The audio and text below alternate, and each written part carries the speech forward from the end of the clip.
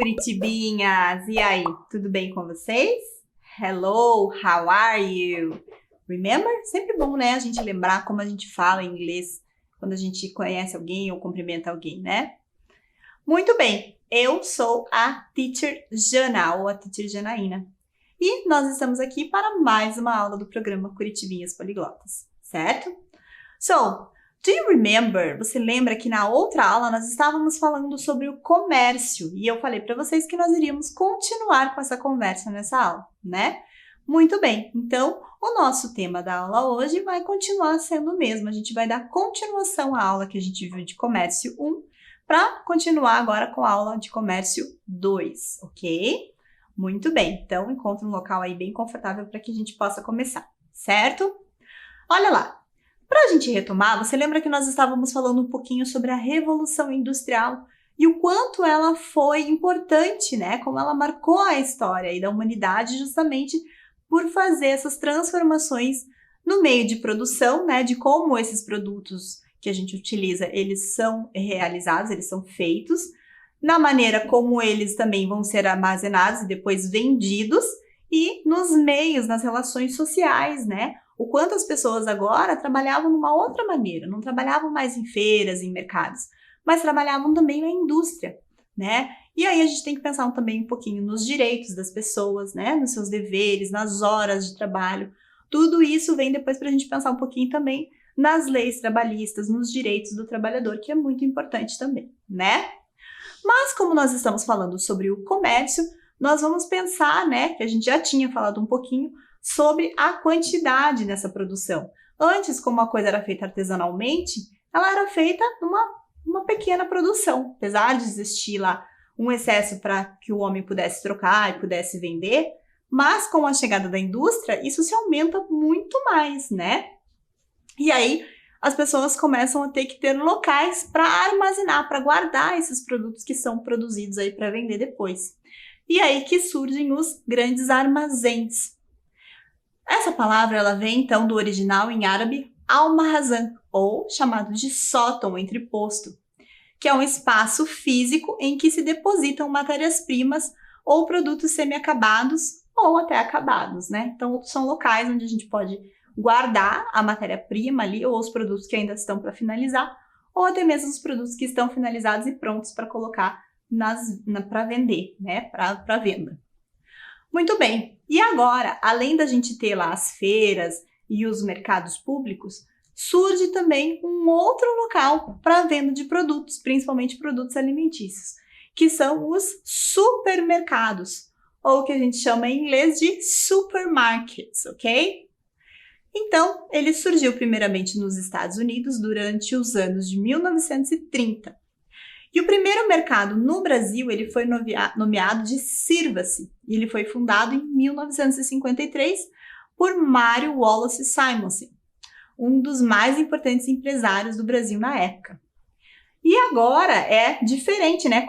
Agora que eu digo na época, com a chegada do mercado, do supermercado, as coisas ficaram diferentes, né? Porque ele é um local muito grande, onde a gente consegue encontrar vários tipos de produtos, né? E é um local que tem ali um autosserviço. Você não precisa pedir para alguém o produto que você deseja, mas você vai passando pelas prateleiras e pelos corredores e aí você mesmo vai pegando os produtos que você quer e só passa lá no caixa para poder pagar. Diferente das feiras e dos mercados públicos, que você vai nas barraquinhas e você pede para a pessoa aquilo que você quer, né? Então tem essa diferença aí já que a gente encontra nesses grandes supermercados. Muito bem, nós temos também, em inglês, as chamadas grocery stores. As grocery stores, elas também são mercados, mas é onde a gente só vai encontrar produtos alimentícios.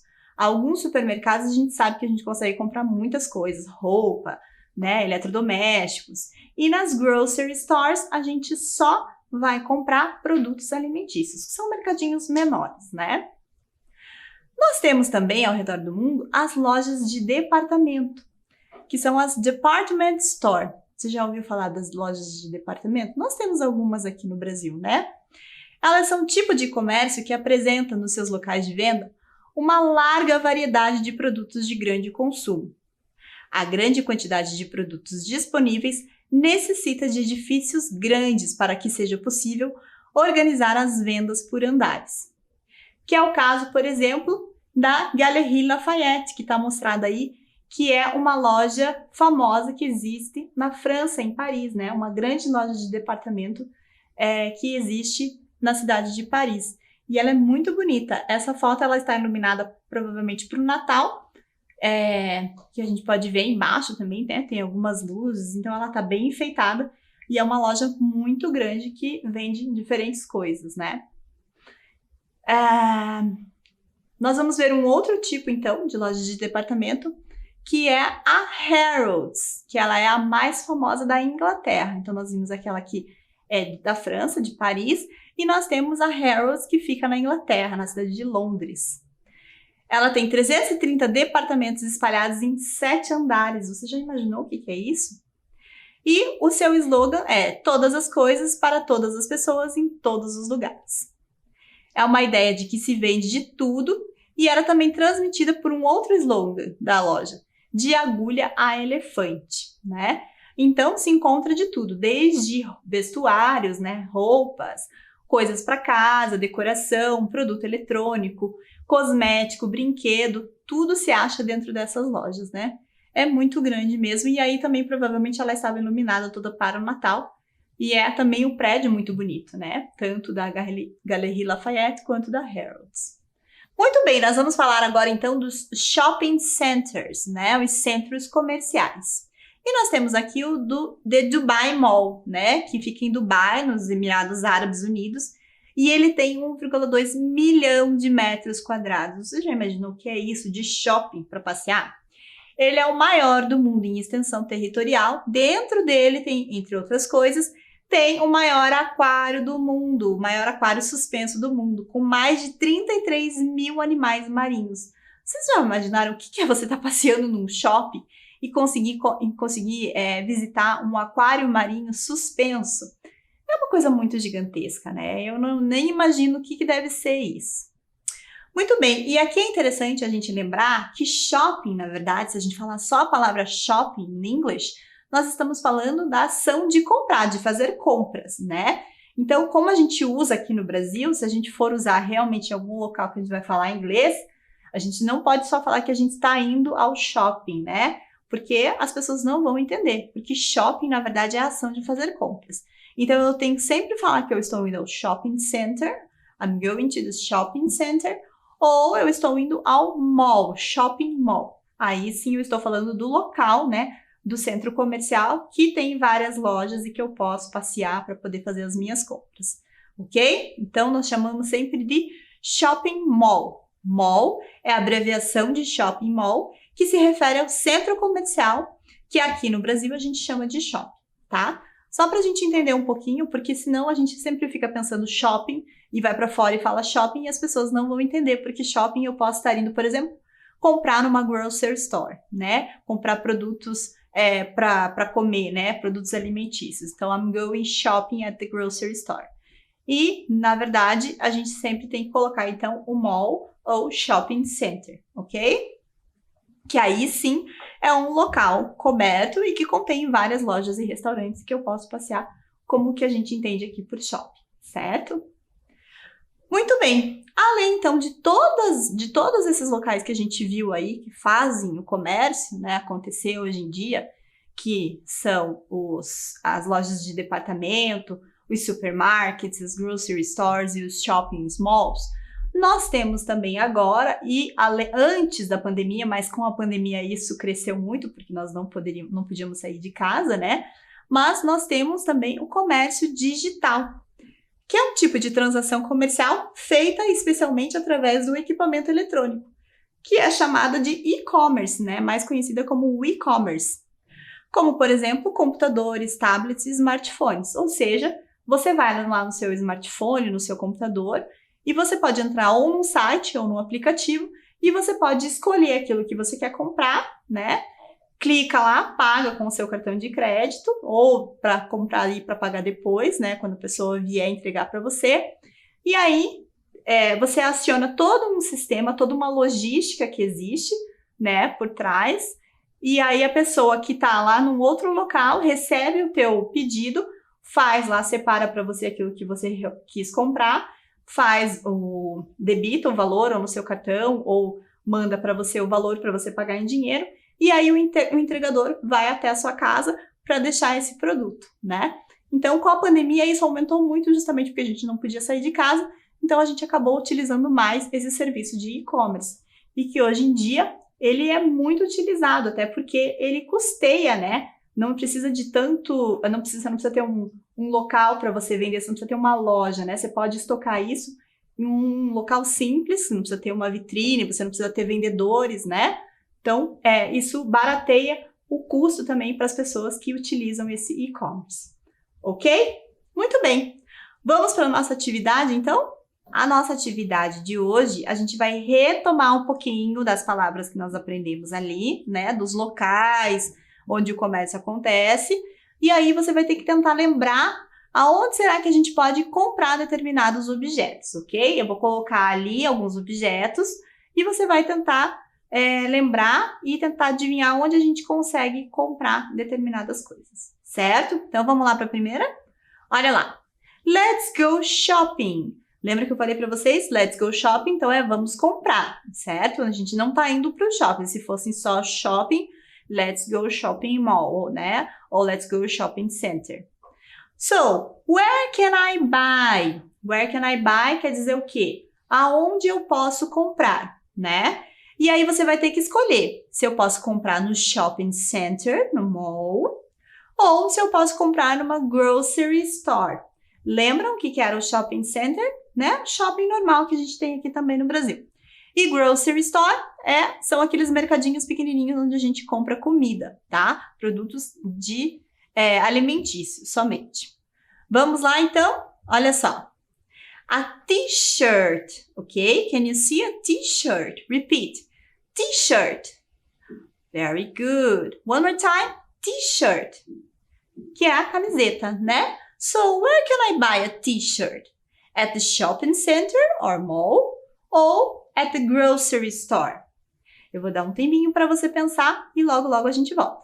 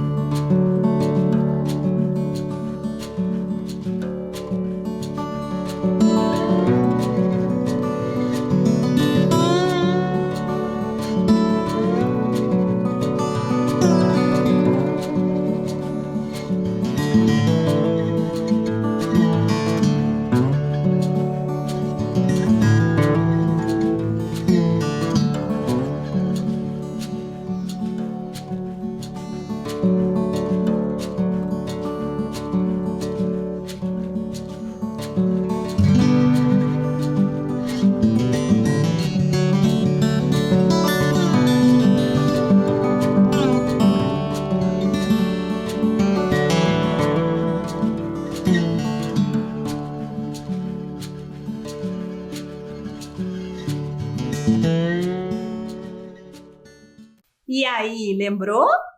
Where can I buy a t-shirt? At shop center, or a mall, or a grocery store? At the shopping center, ok? Muito bem, para quem aprendeu, para quem acertou, né? Se a gente tivesse colocado supermarket aqui, provavelmente poderia ser nos dois lugares. Mas, como na grocery store a gente só pode comprar produtos alimentícios no geral, a gente vai ser mais adequado falar shopping center, ok? Vamos para o próximo? Olha lá. Fruits, some fruits. Where can I buy some fruits? At the shopping center, mall, or at the grocery store? Mais um tempinho para você pensar e já já eu volto.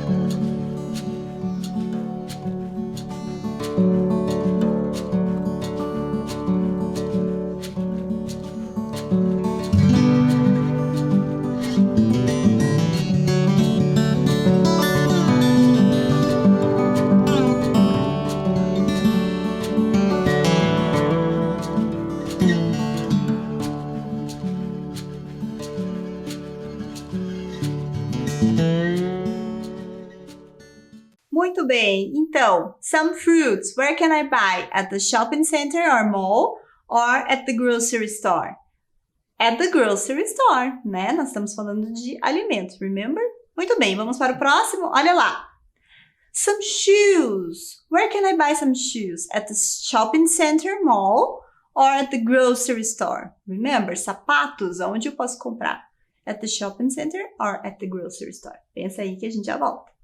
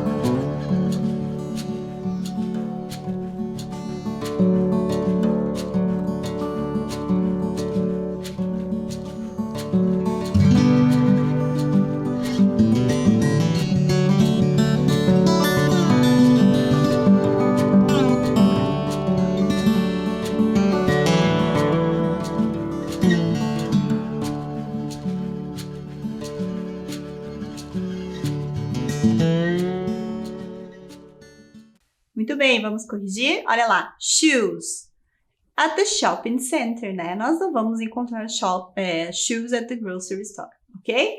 Vamos para o último, olha lá. Some pasta. Pasta é massa, macarrão, né? Tudo aquilo que é massa a gente chama de pasta. So, where can we buy some pasta? At the shopping center, mall or at the grocery store? E aí? Pensa um pouquinho que eu volto também com a resposta.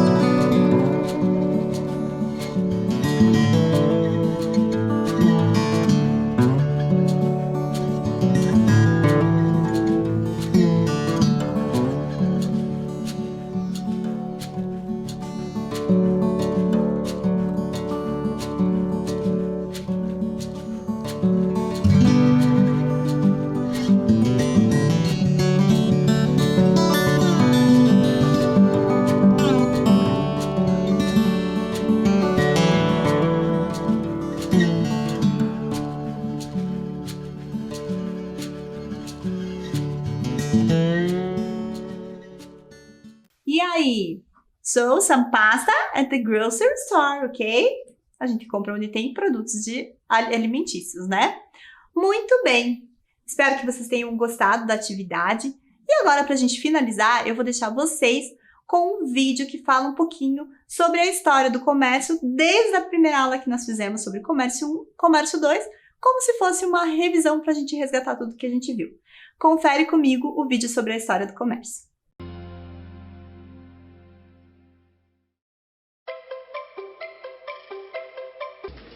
Olá, tudo bom? Tudo bem. Qual a forma de pagamento? No cartão em 3 vezes, por favor. Ok. Hoje em dia podemos pagar em dinheiro, cartão de crédito, de débito ou até mesmo financiar uma compra. Mas nem sempre foi assim. Obrigado. Houve um tempo quando nem mesmo dinheiro existia. Até logo. Mas quando será que o comércio se tornou tão indispensável na vida das pessoas? Quando o homem deixou de ser nômade e passou a cultivar a terra, surgiu o escambo. Com o domínio das técnicas agrícolas, as comunidades começaram a produzir mais do que o necessário para seu consumo, e o que excedia era trocado com outras comunidades. O escambo ele nasce daí. Você troca um produto por outro, um produto por serviço. É o primeiro tipo de troca que a comunidade ou que as pessoas experimentaram na história da humanidade. A vantagem é que se você só consome aquilo que você produz, você tem um consumo muito limitado. A partir do momento que você consegue fazer trocas daquilo que é produzido, você consegue sofisticar e ampliar o seu leque de consumo. Como o dinheiro ainda não existia, várias mercadorias foram usadas como moeda de troca ao longo do tempo. Sal, açúcar, metais preciosos e até o gado. O gado era uma mercadoria que era bem aceita por todos, porque ele tinha facilidade de locomoção, então mesmo que a pessoa, a comunidade mudasse de local, o gado poderia ser levado junto. E daí até existe um termo que a gente é conhecido hoje como o capital, porque capital vem de capta de cabeça, que é o patrimônio. Então você tem um patrimônio, seu colocado em gado, já permitiu uma certa reserva. No século VII a.C., a necessidade de possuir um dinheiro durável e fácil de transportar levou à invenção das primeiras moedas, no reino da Lídia, onde fica a atual Turquia. A partir do surgimento da moeda, né, as trocas comerciais elas são muito facilitadas. E aí você tem o surgimento dos povos comerciantes, né? Você tem lá os fenícios, lá na antiguidade ainda, os povos da Mesopotâmia, que já faziam o comércio na região e até por todo o Mediterrâneo. O comércio tornou-se cada vez mais importante. Na Idade Média, por exemplo, foi impulsionado pelas grandes navegações e pelas rotas estabelecidas entre as cidades. Para fazer negócios, os comerciantes percorriam grandes distâncias em caravelas e, quando chegavam a seu destino, ocupavam mercados, feiras e praças.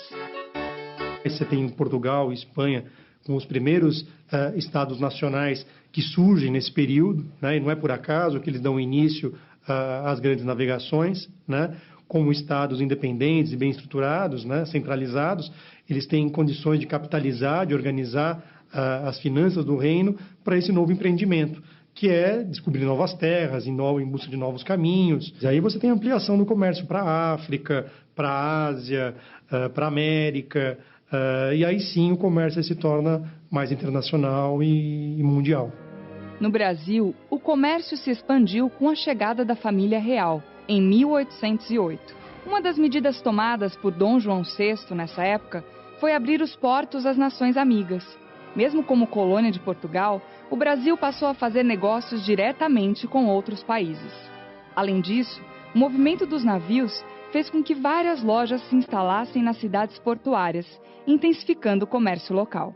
Esse processo trouxe uma mudança muito grande para o Brasil, né? Tanto do ponto de vista econômico, político, mas também da parte de vista comercial.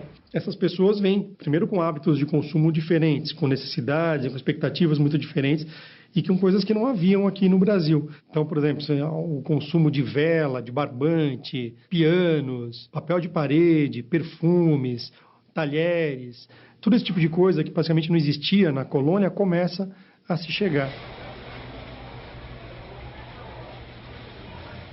Até o século XIX não existiam lojas como conhecemos hoje.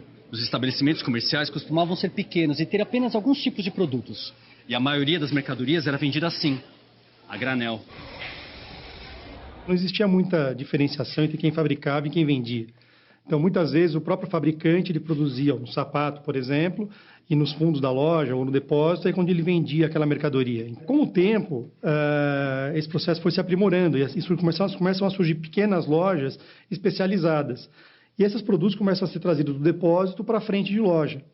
Então, as pessoas começam a poder ter um contato mais próximo, começam a poder experimentar aquele produto sem a intermediação tão direta do comerciante. Aí que surgem as primeiras vitrines, as primeiras lojas com balcão. Já fora do Brasil, o século XIX trazia outras novidades para o mundo do comércio, as lojas de departamento. As lojas de departamento surgiram porque existia a necessidade de fazer uma relação de comércio diferenciada de como era antigamente das pequenas mercearias. vida econômica e social do Brasil também passava por transformações. A industrialização impulsionou o crescimento das cidades. Especialmente em São Paulo, várias famílias aplicaram os lucros com café na fabricação de produtos que antes eram importados. O comércio passava também a ocupar lugar de destaque. Então, dessa época, nascem também as primeiras lojas de departamento no Brasil. Você tem a Casa Garraud, no Rio de Janeiro, Casa Masson. Em São Paulo, o Mapping, que também é do começo do século XX. A Casa Alemã, que era muito conhecida também em São Paulo. São os primeiros exemplos das lojas de departamentos. E eles refletem esse momento da economia brasileira também, em que você tem pessoas já trabalhando, né, em serviços, na indústria, começam a vir pessoas mais do campo para a cidade, as cidades começam a crescer e há uma necessidade de você oferecer mais produtos, mais variedade. Na mesma época, os supermercados começaram a mudar o jeito de vender alimentos. A primeira loja deste tipo surgiu em Nova York, aliando alto atendimento a preços mais baixos. Na década de 50, os supermercados já tinham se espalhado pela Europa e América do Sul, inclusive no Brasil. A primeira experiência de supermercados no Brasil é o supermercado Sirva-se, na década de 50, aqui em São Paulo. As pessoas podiam ir nas gôndolas, escolher os produtos e levar para casa sem intermediação de um balconista ou de um comerciante. Esse processo foi se aprimorando, aos poucos foram agregados produtos de hortifruti, produtos perecíveis como carnes, e esse processo foi crescendo. Tanto que em poucos anos, né, o supermercado começou a se tornar o formato padrão de venda de alimentos. Nos últimos 70 anos, o comércio no país passou por mudanças intensas. Os brasileiros viram surgir os hipermercados, com grande variedade de produtos e lojas com até 3 mil metros quadrados. E experimentaram novos hábitos. O tradicional comércio de rua perdeu espaço para os shopping centers. São cerca de 500 shoppings em todo o país. O varejo também vem incorporando rapidamente as novas tecnologias. Lojas físicas também estão na internet e fazendo comércio online. Hoje, o comércio não está apenas no centro das cidades. As grandes redes de distribuição e lojas fazem com que os produtos cheguem a locais mais distantes. Você não precisa mais se deslocar tanto para conseguir consumir um produto seu de desejo, seja ele um colchão, seja ele uma roupa, seja ele um instrumento musical, seja ele um entretenimento. Você consegue em todas as regiões, você consegue localizar esse produto, comprar esse produto. Muito bem, e aí, gostou do vídeo? É bom, né? Porque a gente vai vendo também com imagens. É importante a gente pensar um pouquinho nessa história do comércio, né? Pensar um pouquinho como que tudo isso surgiu para a gente chegar até o que a gente tem hoje em dia, né? Sobre o e-commerce, os shoppings, né? Os supermarkets. Eu espero que vocês tenham gostado. Nós já estamos terminando a nossa aula e eu vejo vocês na próxima. See you next class. Bye, bye!